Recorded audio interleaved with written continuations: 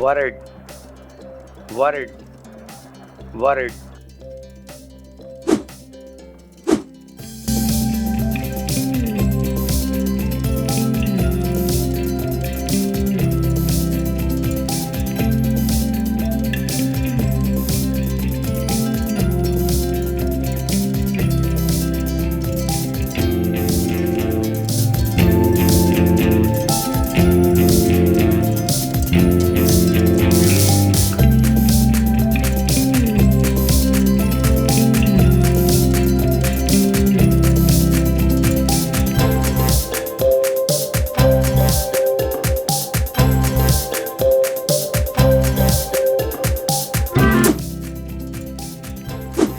Usage of worried in present simple tense.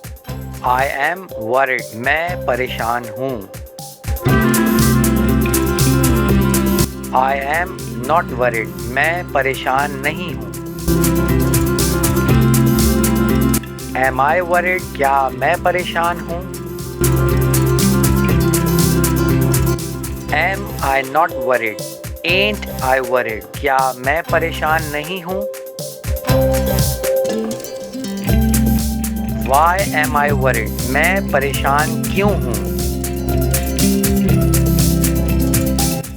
Why am I not worried? Why ain't I worried? मैं परेशान क्यों नहीं हूँ?